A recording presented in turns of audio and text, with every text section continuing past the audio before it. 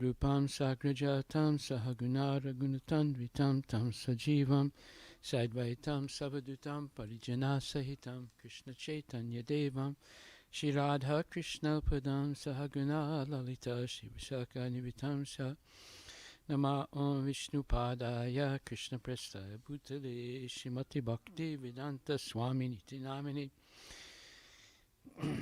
Namaste Saraswati Deve Gauravani Pracharine Nirvisesa Sunyavadi Prastratya Desatarine Nama Om Vishnu Padaya Krishna Prestaya Bhutale Shrimati Bhakti Siddhanta Saraswati Tinamini Shivasavanavi Devi Dayitaya Kripabdaye Krishna Sambandha Vijnana Dayane Prabhave Namaha Madhur Ujvala Primadhya Shri Rupa Nuga Bhakti Da Shri Gora Karuna Shakti Vigrahaya Namastate Namaste Gauravani Shri Murtaye Dinatarine Rupa Nuga Virudapa Apasiddhanta Dvantaharine Namo Gora Kishoraya Chakshad Vairagya Murtaye Vipralambara Sambodhe Padambujayate Namaha Namo Bhakti Vinodaya Sachitanandanamine Gora Shakti Swarupaya Rupa Nuga Varayate Gauravir Bhava Bhumestvam Nirdesta Sajjana Priya Vaishnava Sarvabhuma Shri Jagannatayate Namaha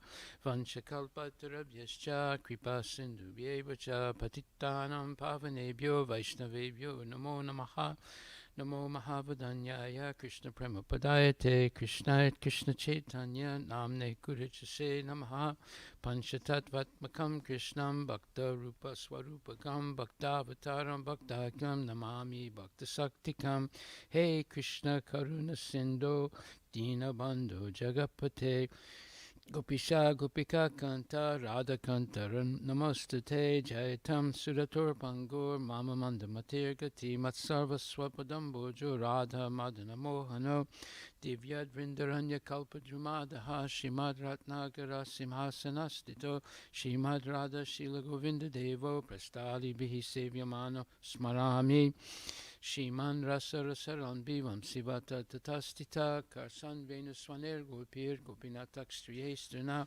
Tapta Kanchana Gorangi Radhe Vrindavaneshwari Vishabhanustute Devi Pranamami Hari Priye Jai Shri Krishna Chaitanya Prabhu Nityananda Sridvaita Gadadhar Shivasadi Gaur Bhaktivinoda Hare Krishna Krishna Krishna Hare Hare Hare Rama Rama Rama Hare Hare. Srila Prabhupada Ki Jai. We're continuing today in the Canto 2, Chapter 9, verse 34. Rite ritam yat pratyeta na pratyeta chatmani tadvidyad atmano mayam yatabaso yatatama. Rite, without, artam, value, yat, that which, pratyeta, appears to be, na, not, pratyeta, appears to be, cha, and, atmani, in relation to me, tat, that, vidyat, you must know, atmana, mayam, illusory energy, yata, just as, abhasa, the reflection, yata, as tama, the darkness. O Brahma, whatever appears to be of any value, if it is without relation to me, has no reality. Know it as my illusory energy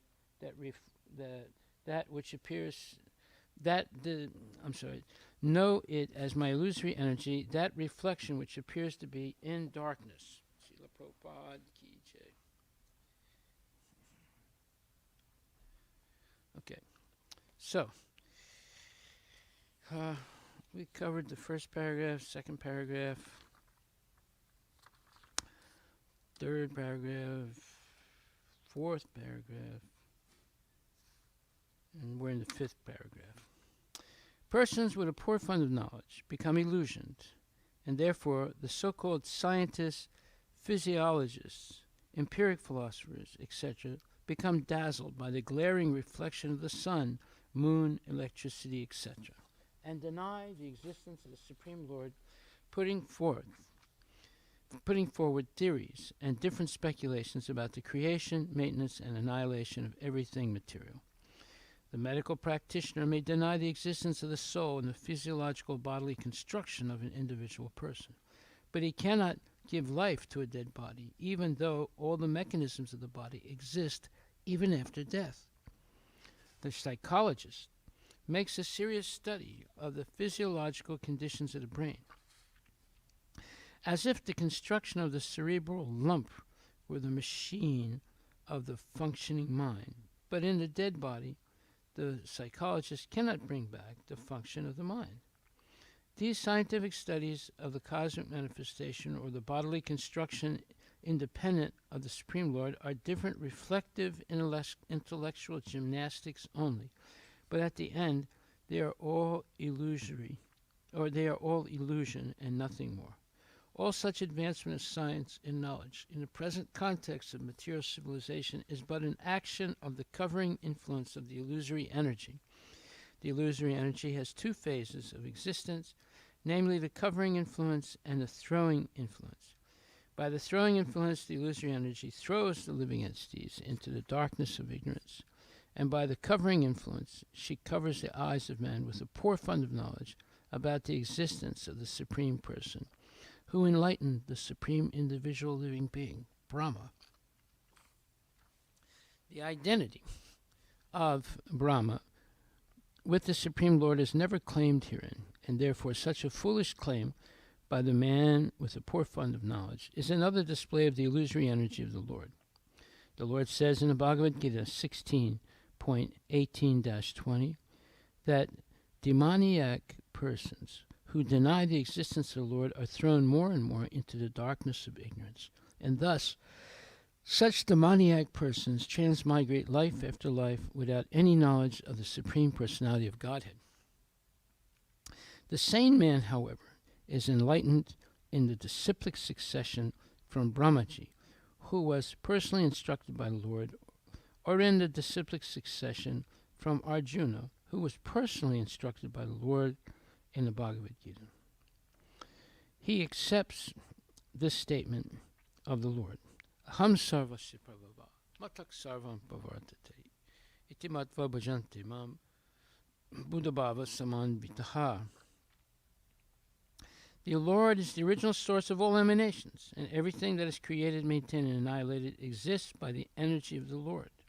The sane man who knows this is actually learned, and therefore he becomes a pure devotee of the Lord, engaged in the transcendental loving service of the Lord.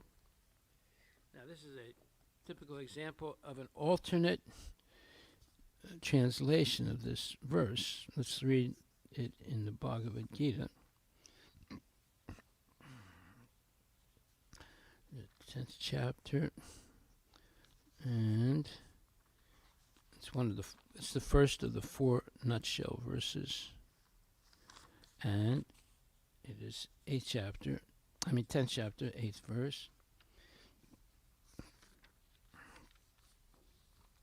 So, the translation in the second canto, 9th chapter, 34th verse is, the Lord is the original source of all emanations, and everything that is created, maintained, and annihilated exists by the energy of the Lord. The sane man who knows this is actually learned,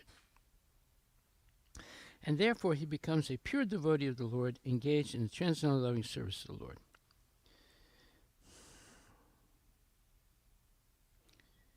So,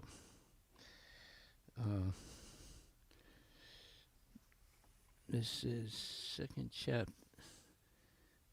This is Srimad Bhagvatam 2.9.34. Okay, so the original translation in the Bhagavad Gita says, I am the source of all spiritual and material worlds. Everything emanates from me. The wise who perfectly know this engage in my devotional service and worship me with all their hearts. Okay, so although the reflectory energy of the Lord displays various illusions to the eyes of persons with a poor fund of knowledge, the sane person knows clearly that the Lord can act even from far, far beyond our vision by his different energies. Just as fire can diffuse heat and light, from a distant place. In the medical science of the ancient sages known as Ayurveda, there is definite acceptance of the Lord's supremacy in the following words. And there's 2 verses quoted from the Ayurveda, and they say, "There is one supreme person who is the progenitor of this cosmic manifestation, and whose energy acts as Prakriti, or the material nature, dazzling like a reflection. By such illusory action of Prakriti, even dead matter is caused to move by the cooperation of living energy of the Lord, and the material world appears like a dramatic performance to the ignorant eyes. The ignorant person, therefore, may even be a scientist or physiologist in the drama of Prakriti, while the sane person knows Prakriti as the illusory energy of the Lord. By such a conclusion, as confirmed by the Bhagavad-Gita, it is clear that the living entities are also a display of the Lord's superior energy, Prakriti, just as the material world is a display of the Lord's inferior energy, Apara Prakriti. The superior energy of the Lord cannot be as good as the Lord, although there is very little difference between the energy and the possessor of the energy, or the fire and the heat. Fire is possessed of heat, but heat is not fire. This simple thing is not understood by the man with a poor fund of knowledge who falsely claims that the fire and heat are the same. This energy of the fire, namely heat, is explained here as a reflection and not directly fire. Therefore, the living energy, represented by the living entities, is the reflection of the Lord and never the Lord himself. Being the reflection of the Lord, the existence of the living entity is dependent on the Supreme Lord, who is the original light. This material energy may be compared to darkness, as actually it is darkness, and the activities of the living entities in the darkness are reflections of the original light. The Lord should be understood by the context of this verse. Non-dependence of both the energies of the Lord is explained as Maya, or illusion. So both the energies means the material energy and the jiva, or the living entities. No one can make a solution of the darkness of ignorance simply by the reflection of light. Similarly, no one can come out of material existence simply by the reflected light of the common man. One has to receive the light from the original light itself. The reflection of sunlight in the darkness is unable to drive out the darkness, but the sunlight outside, the reflection, can drive out the darkness completely. In darkness, no one can see things in a room. Therefore, a person in the dark is afraid of snakes and scorpions, although there may not be such things. But in the light, the things in the room can be clearly seen, and the fear of snakes and scorpions is at once removed. Therefore, one has to take the shelter of the light of the Lord, as in the Bhagavad-Gita or the Srimad Bhagvatam, and not the reflective personalities who have no touch with the Lord. Though one should hear Bhagavad-Gita or Srimad Bhagvatam from a person who does not believe in the existence of the Lord, such a person is already doomed, and any association with such a doomed person makes the associator also doomed. According to Padma Purana, within the material compass, there are innumerable material universes, and all of them are full of darkness. Any living being, beginning from the Brahmas, there are innumerable Brahmas in innumerable universes, to the insignificant ant, all are born in darkness, and they require factual light from the Lord to see him directly, just as the sun can be seen only by the direct light of the sun. No lamp or man-made torchlight, however powerful it may be, can help one see the sun. The sun reveals itself.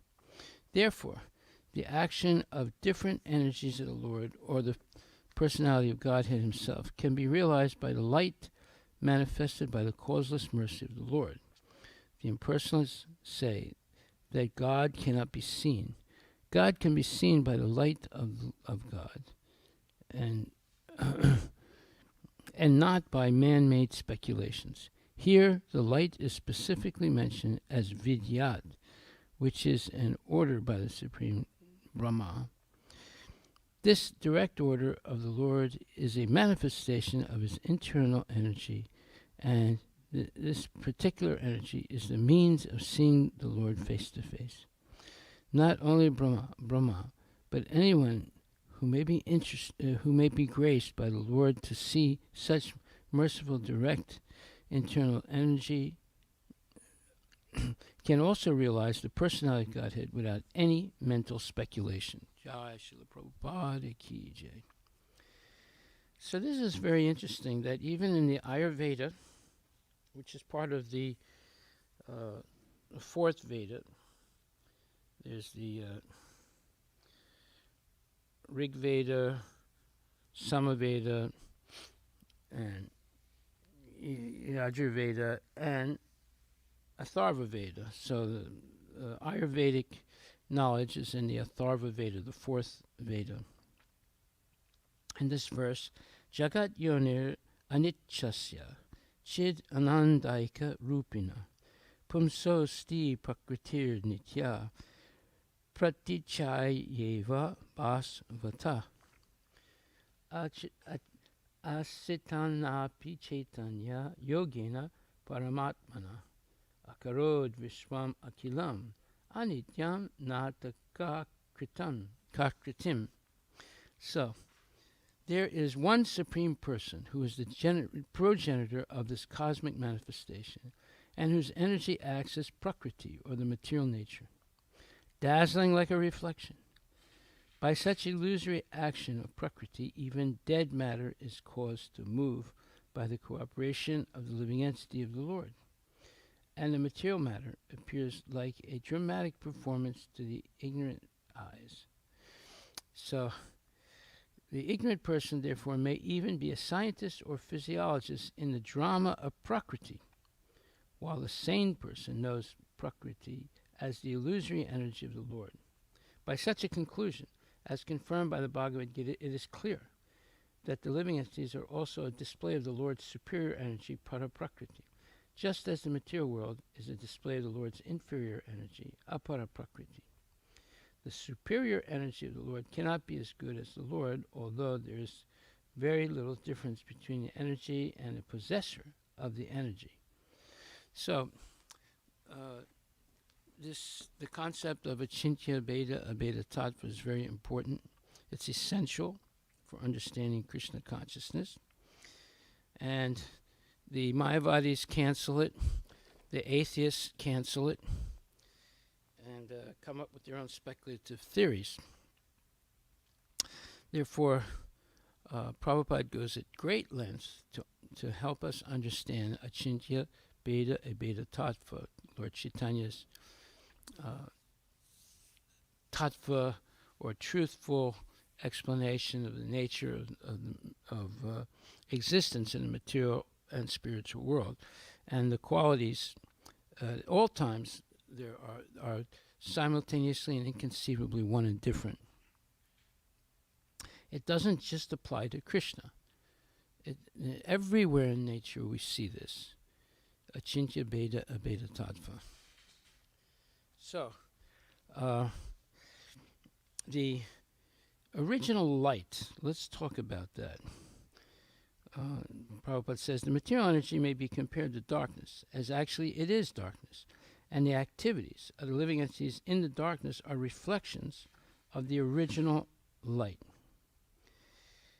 The Lord should be understood by the context of this verse. Non-dependence on both the energies of the Lord is explained as Maya, or illusion.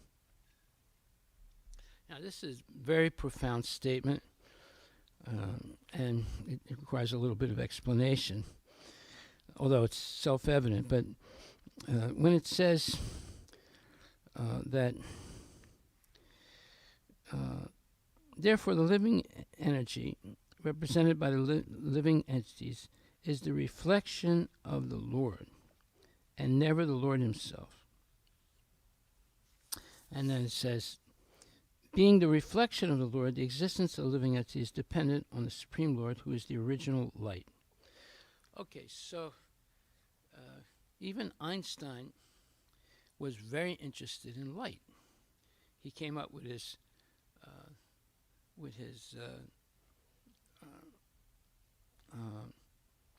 specific theory of relativity based on his studies of sunlight and the studies done previously by Maxwell and Faraday and others.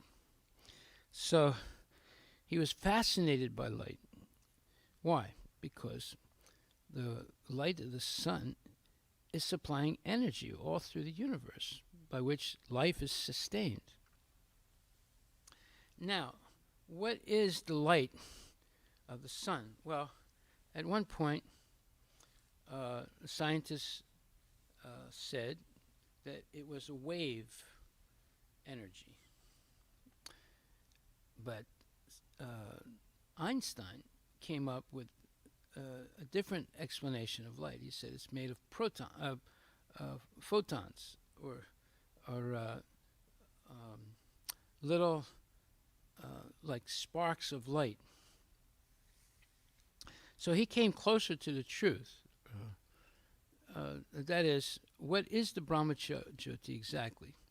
It's made up of infinite number of pencils of light of jiva souls, of living entities that do not have a specific body but exist as a pure soul, or exist as a soul, and they emit light and energy, heat and light.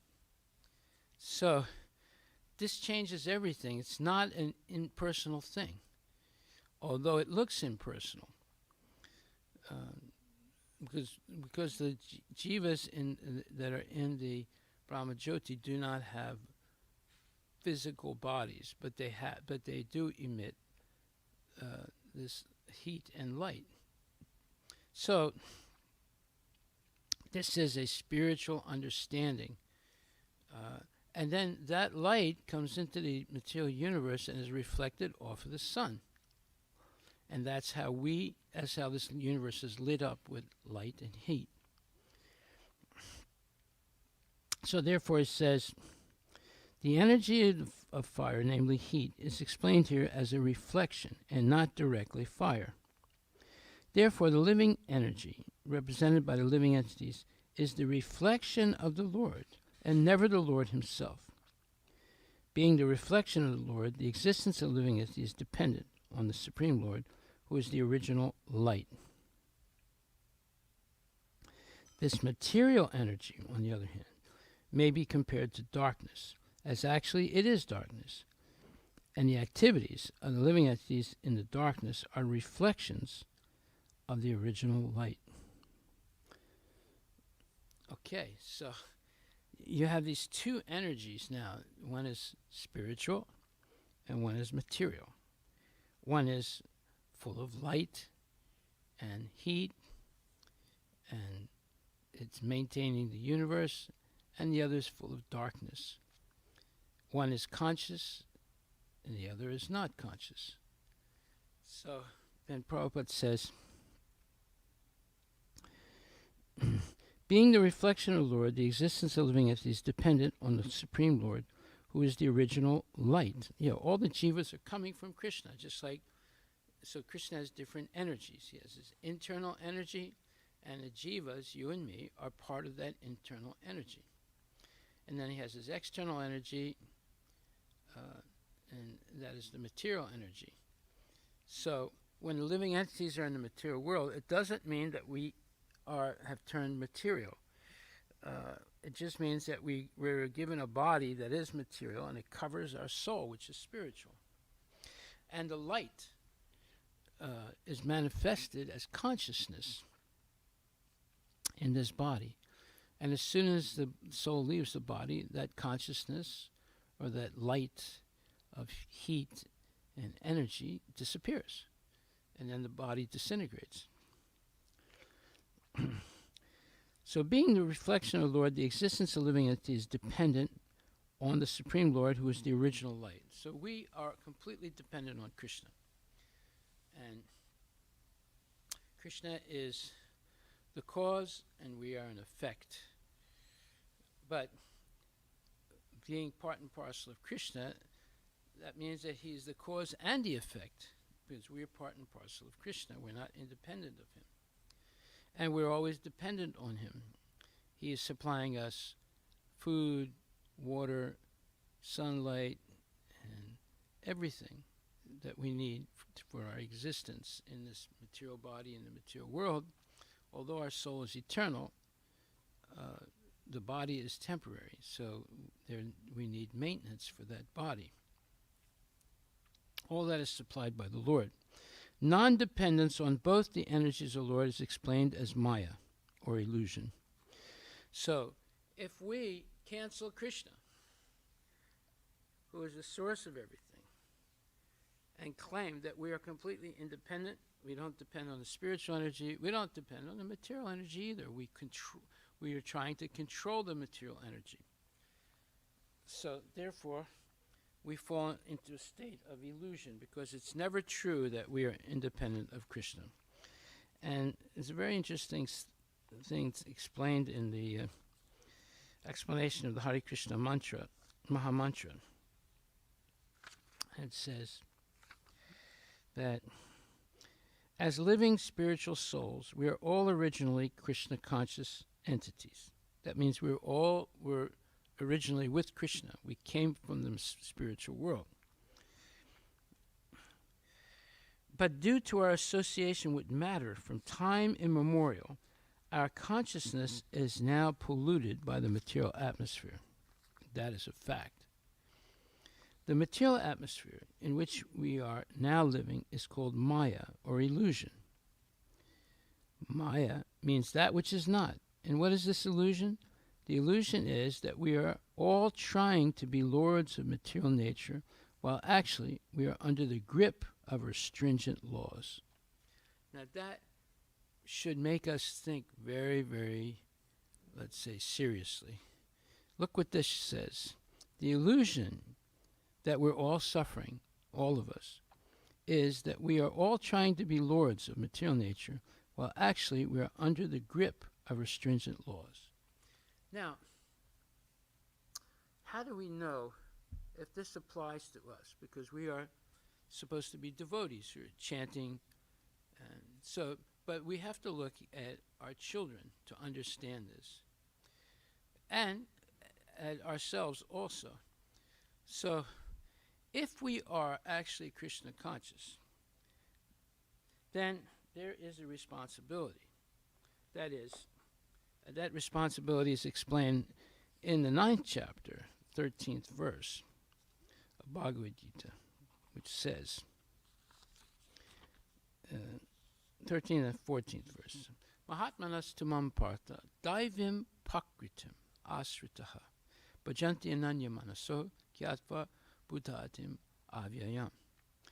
This verse says, O son of Pritha, Arjuna, those who are not deluded, the great souls, are under the protection of the divine nature. What is that divine nature? It's called Daivim Prakritim. It is Prakriti. It is something that's controlled by Krishna, but it's transcendental Prakriti. That's the jiva. And Asrita means that this jiva has taken shelter of Krishna. So, O Arjuna, those who are not deluded, the great souls, are under the protection of the divine nature. They are fully engaged in devotional service because they know me as the Supreme Personality of Godhead, original and inexhaustible. Now, if someone is actually Krishna conscious, then they have to fit, or they have to conform to this verse, because this verse explains what is a Krishna conscious person. First of all, they cannot be deluded. They can't think, I am this body.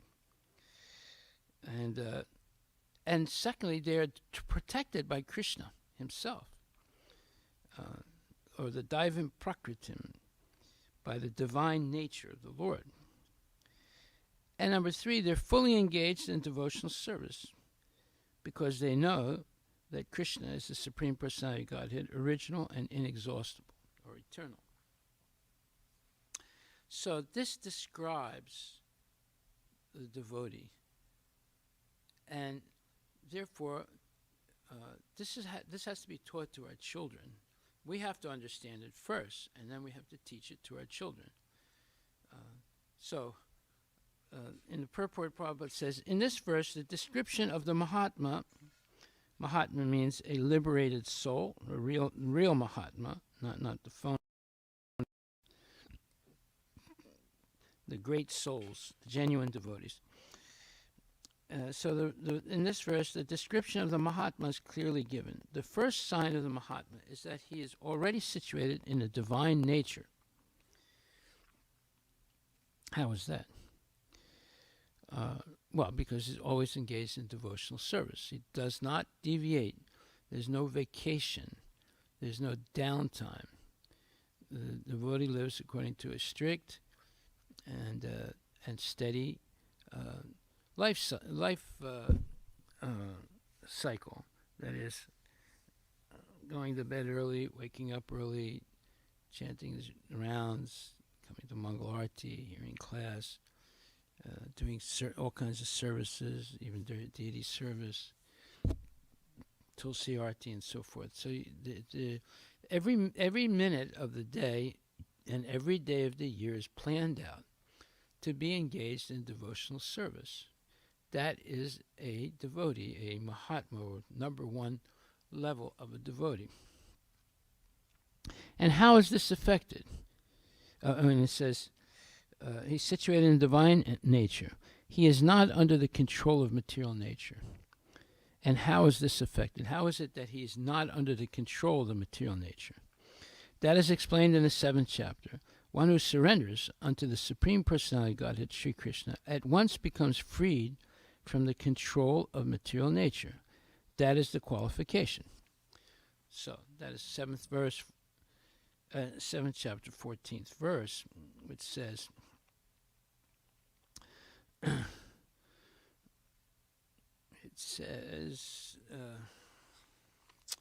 Daivihi esa gunamai, mama maya durateya, mam eviye prapadyante, mayam etam tarantite. And this verse is very important. In the Laws of Nature, the book, The Laws of Nature, on page 1 of that book, Prabhupada says, the material energy is duratyaya, impossible to overcome by material means. And that's what this verse is saying. Daivihi esa gunamai. Gunamai means my material energy. Mama maya duratyaya. So that word duratyaya is used. This is my illusory energy, and it's impossible to overcome. And then in the Ishopanishad also, it says in Mantra 7, no one but those surrendered at the feet of the Supreme Lord can surpass the stringent laws of nature. So what are the stringent laws of nature? That is, and I've discussed this many times, but I want to go over it again, because anytime a person is suffering, it's because of the laws of nature. And it's because they have done something, or we have done something wrong. And what is it that we did wrong? Well, it says, therefore, those who are true yogis or learned transcendentalists are not attracted by sense pleasures, which are the causes of continuous material existence. The more one is addicted to material pleasures, the more he is entrapped by material miseries. That's Bhagavad-Gita 5:22. So this is the law of material nature. And it's also explained in the 3rd canto, 25th chapter, 13th verse. As soon as we get some material happiness, there is also material distress. Well, do we realize this? I don't think so.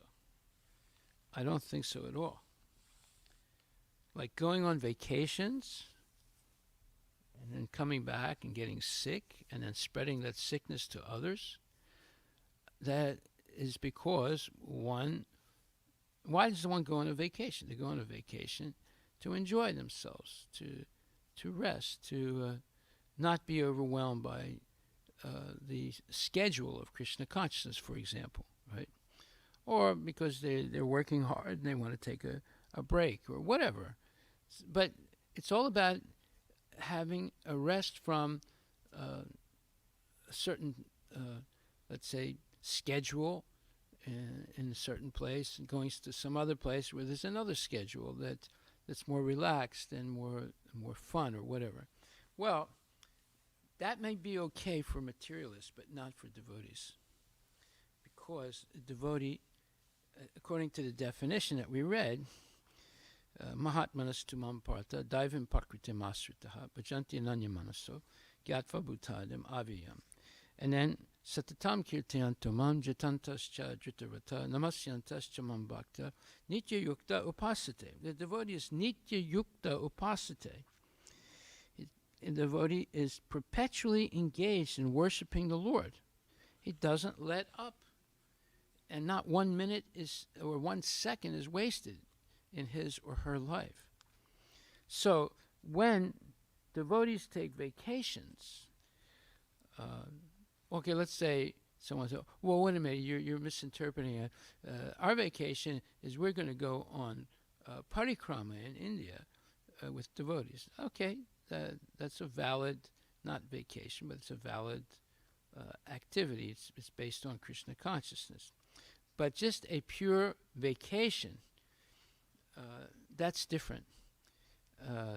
And then they come back sick, and then they get other people sick, and there's this chain reaction. It's because the other people also get sick because they are not strictly engaged in Krishna consciousness.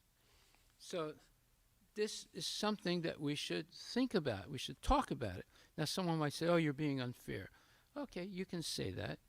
But closing down the temple for like 2 weeks, does that sound fair?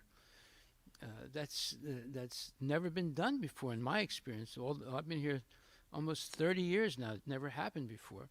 So, therefore, this is a serious thing. Very, very serious thing.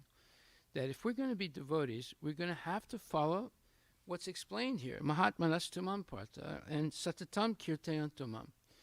These two verses, 9th chapter 13th verse and 9th chapter 14th verse, are extremely important to understand. Because if you want to be called a devotee, we have to conform to these two verses.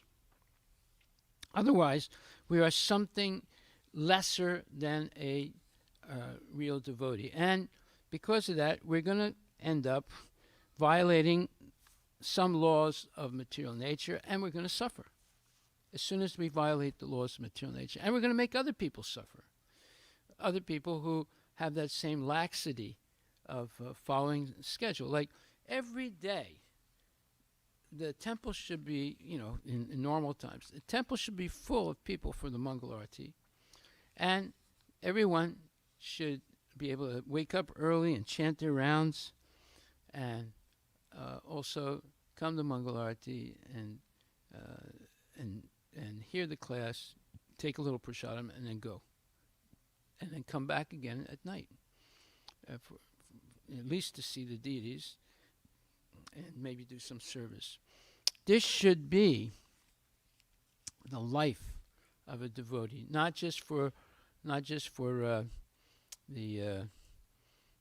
Damodarastakam period or this period or that period. It should be all times, at all times, throughout one's life.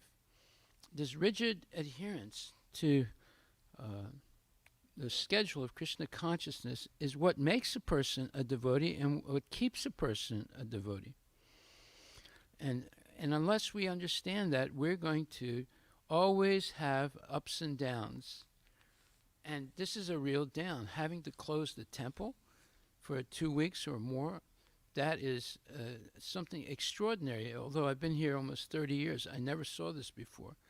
It's because some people have deviated seriously in this community, and we have to stop that. We cannot let such a thing happen. We have to discuss this so that people understand, or our people understand, what is the standard of Krishna consciousness, the standard that Prabhupada has established and is insisting that we should follow in order to be called devotees. So therefore, it says in the 9th chapter, 13th verse, a devotee is not under the control of material nature. And how is this affected? That is explained in the 7th chapter. One who surrenders unto the Supreme Personality of Godhead, Sri Krishna, at once becomes freed from the control of material nature. That is the qualification. One can become free from the control of material nature as soon as he surrenders his soul to the Supreme Personality of Godhead. That is the preliminary formula. So someone might say, well, I'm not initiated, so you can't expect me to follow such a standard. What does initiation mean exactly? Initiation means you accept the standard, whether you have a fire sacrifice or not. So just having a fire sacrifice and an initiation ceremony is not as meaningful as accepting in your heart to follow the life of a devotee. Going to bed early, waking up early, chanting one's rounds in the Brahma Muhurta, and all these different things that we've been discussing are signs that someone is seriously following Krishna consciousness, and no vacations for sense gratification. Okay, so that is the qualification. One can become free from the control of material nature as soon as he surrenders his soul to the Supreme Personality of Godhead. That is the preliminary formula. Being marginal potency, as soon as the living entity is freed from the control of material nature, he is put under the guidance of the spiritual nature. The guidance of the spiritual nature is called Daivi Prakriti, divine nature. So when one is promoted in that way, by surrendering to the Supreme Personality of Godhead, one attains to the stage of a great soul or a Mahatma. This is what Prabhupada wants. This is what Krishna wants. He wants us all to become Mahatmas or great devotees, right? That are serious about following Krishna consciousness in a regulated way. The Mahatma does not divert his attention to anything outside Krishna, because he knows perfectly well that Krishna is the original Supreme Person, the cause of all causes. There's no doubt about it. Such a Mahatma, or great soul, develops through association with other Mahatmas, pure devotees. Pure devotees are not even attracted by Krishna's other features, such as the four-armed Mahavishnu. They are simply attracted by the two-armed form of Krishna. They are not attracted to other features of Krishna, nor are they concerned with any form of a demigod or of a human being. They meditate only upon Krishna in Krishna consciousness. They are always engaged in the unswerving service of the Lord in Krishna consciousness. So then the next verse, Satatam Kirtayantamam Jatantascha Jitavrata Namasyantas Chamam Bhakta Nitya Yukta Upasate. Always chanting my glories, endeavoring with great determination, bowing down before me, these great souls perpetually worship me with devotion. So then the purport. Now, why am I reading these two verses, 9:13 and 9:14? Because this is a description of a genuine devotee. And unless we come up to this standard, we're not actually doing what Prabhupada wants. He wants us all to come up to this standard and to be able to transmit the same message to our children. And if we fail, that means this movement is going to fail. The Mahatma cannot be manufactured by rubber stamping an ordinary man. His symptoms are described here. A Mahatma is always engaged in chanting the glories of the Supreme Lord Krishna, the personality of Godhead. He has no other business. He is always engaged in the glorification of the Lord. In other words, he is not an impersonalist. When the question of glorification is there, one has to glorify the Supreme Lord, praising his holy name, his eternal form, his transcendental qualities, and his uncommon pastimes. One has to glorify all these things. Therefore, a Mahatma is attached to the Supreme Personality of Godhead. Wow. Being attached to Krishna, that is a big thing. And that's what we should aspire for, to be always attached to Krishna as our number one priority in life. One who is attached to the impersonal feature of the Supreme Lord, the Brahmajyoti, is not described as Mahatma in the Bhagavad-Gita. He is described in a different way in the next verse. The Mahatma is always engaged in different activities of devotional service as described in the Srimad Bhagvatam, hearing and chanting about Vishnu, not a demigod or human being. That is devotion. Shravanam Kirtanam Vishnu and Smaranam, remembering him. Such a Mahatma has firm determination to achieve, at the ultimate end, the association of the Supreme Lord in any one of the 5 transcendental rasas.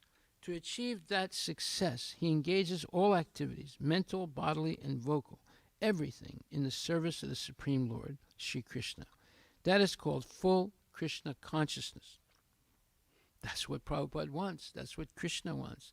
That's what the Acharyas want. That's what we should want for ourselves and for our children. In devotional service, there are certain activities which are called determined, such as fasting on certain days, like the 11th day of the moon, Ekadasi, and on the appearance day of the Lord. All these rules and regulations are offered by the great Acharyas for those who are actually interested in getting admission into the association of the Supreme Personality of Godhead in the transcendental world. The Mahatmas, great souls, strictly observe all these rules and regulations, and therefore they are sure to achieve the desired result. As described in the 2nd verse of this chapter, not only is this devotional service easy, but it can be performed in a happy mood. One does not need to undergo any severe penance and austerity. He or she can live this life in devotional service, guided by an expert spiritual master, and in any position, either as a householder or a sannyasi or a brahmachari, in any position everywhere in the world, he can perform this devotional service to the Supreme Personality of Godhead and thus become actually Mahatma, a pure devotee, or a great soul, a great soul. Hare Krishna. So this is very important. And I'm going to talk about this for the next couple of days, because if we don't understand what is the standard of Krishna consciousness, then we're being cheated. Not only we're cheating ourselves, we're going to cheat other people also, including kids, including relatives, including so many people. And so that's a disease. That's a communicable disease, this nonchalance about Krishna consciousness. We should be very, very alert to follow integrally everything Prabhupada is saying in these 2 verses and elsewhere, not just these 2 verses. So, what time is it now? Okay. We'll stop right there. Are there any questions anyone would like to ask?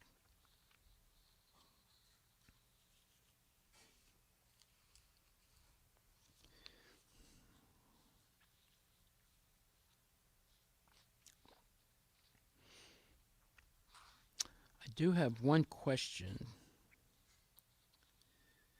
from yesterday after the class. Someone asked me a question, or wrote in a question, and that was that they were preaching to some friends,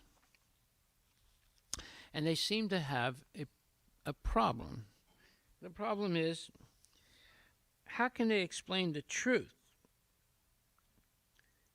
to people and then they don't accept it, and then the preacher becomes angry, and then the other people give a whole bunch of arguments to try and defeat what the preacher has said.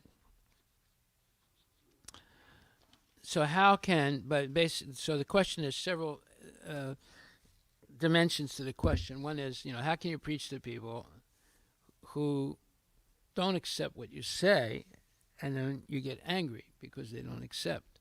And number two, how can you preach to people in such a way that they will accept? And okay, so that's a very good question. And the answer to that question is the following. First of all, if you read the 14th chapter of the Bhagavad-Gita about the modes of material nature, you will be able to understand very quickly how and where a person is situated as far as the modes of material nature are concerned. Now, what are the modes of material nature? There's goodness, passion, and ignorance, and they're always fluctuating. So, if you understand the 14th chapter in a very quick time, let's say 30 seconds to 5 minutes, you'll be able to tell how this person, just by talking to them and looking at them, how they're situated in the modes of material nature. Now, most people are situated in passion and ignorance. Very few people are situated in goodness. And even the ones situated in goodness, they're not always in goodness all day long. There'll be parts of the day or parts of the month where they're strongly influenced by passion and sometimes by ignorance.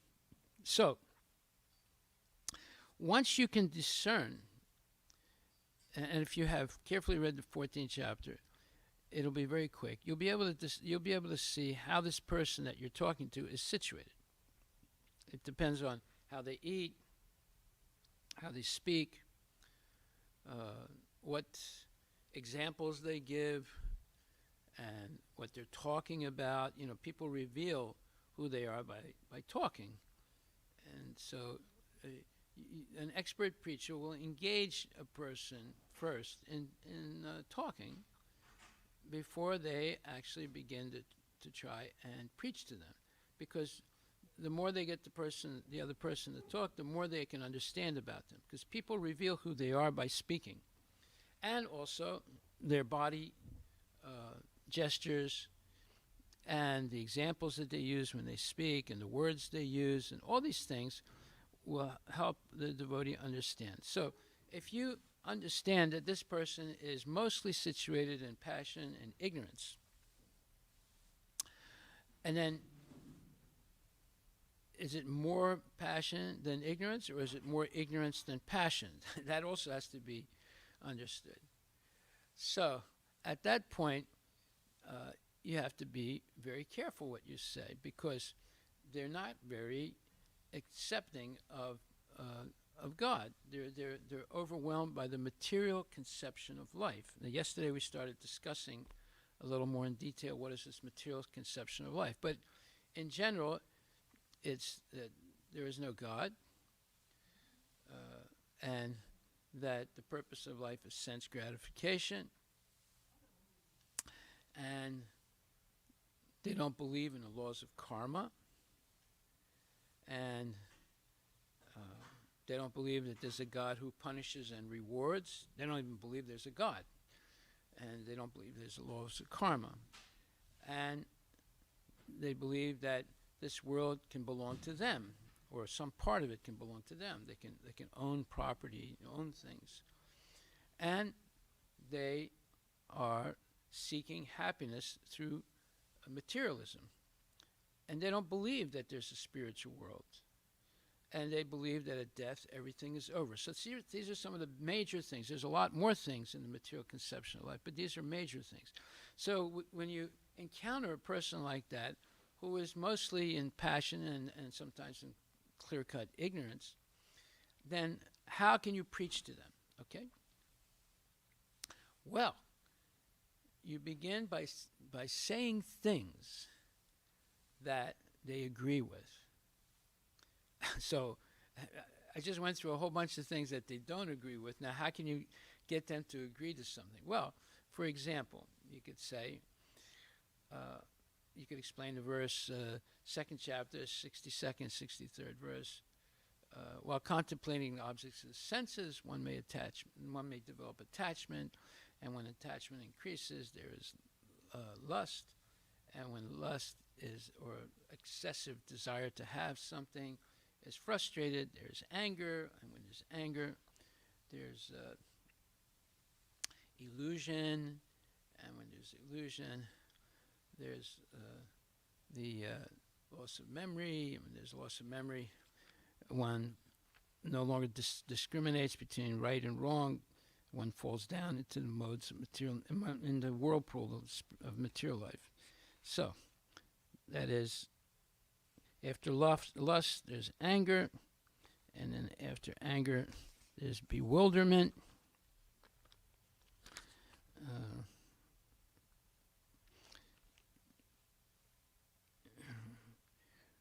Or delusion, and from delusion is bewilderment of memory, and when the memory is lost, and when the memory is bewildered, intelligence is lost, and when intelligence is lost, they fall down. That they would agree with, I can guarantee you, because that explains what happens to many people in life, most people in life. Then you can also explain that raga dvesa vimuktais tu vishayan indriyais charan atma vaisyar videyatma prasadam adigachati. But a person who's free from attachment and hatred and able to control the senses through regulative principles of freedom can obtain the complete mercy of the Lord. Well, you don't want to mention the name of the Lord yet, but this is how a person can be elevated from being bewildered and losing their memory, or and then losing their ability to figure out what's right and wrong, and then they lose their intelligence, and then they fall down into what would be called self-inflicted miseries due to their ignorance. So this false attachment and hatred are two things. In fact, there are three doors to hellish life. There's lust, anger, and greed. So these are the points that you can talk about. They sound like negative things. They are negative things. But we see that many, many people in the modes of passion and ignorance are subject to these things. So when you explain to a person what is the cause of suffering, in these general terms, there are many verses, like, for example,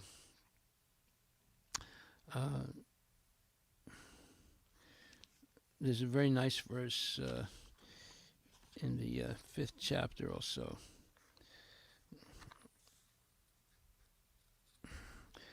The 5th chapter, 23rd verse, it says, before giving up this present body, if one is able to tolerate the urges of the material senses and check the force of desire and anger, he is well situated and is happy in this world. There's a very important verse that you can talk about. And then the next verse says, one whose happiness is within, who is active and rejoices within, and whose aim is inward and is actually the perfect mystic. He or she is liberated and ultimately attains, perfection. So, talking about happiness within, what is that? Most people are looking for happiness outside of them. And then in the 25th verse says, those who are beyond the dualities that arise from doubts, whose minds are engaged within, who are always busy working for the welfare of all living entities, and who are free from all sins, achieve liberation in this lifetime. So these are types of verses that one can talk about. Then the next verse says, those who are free from anger and all material desires, who are self-realized, self-disciplined, and constantly endeavoring for perfection are assured of liberation in the very near future. So these would evoke many questions from people.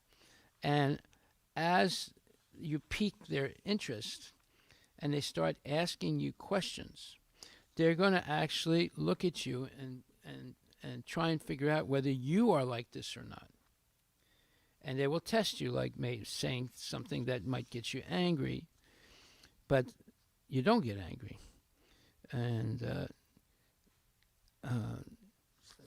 they might say things, they might become argumentative, and you don't get trapped into a constant argument. So when they see that you are like what you're saying, and you're talking about the sources of suffering and why people suffer and how to get out of it, then they might say, well, this person knows a lot. I don't believe in God, but I believe that this person is a good person, and I want to talk more with them and find out more why they're so good and why they're able to control their senses and their mind and do good things, like, feeding homeless people, organizing festivals, and all these different things that we do. So eventually, once they recognize that you are a genuinely good person, you are predictable, you don't get angry and argumentative, and you're always talking about things that are pertinent to them.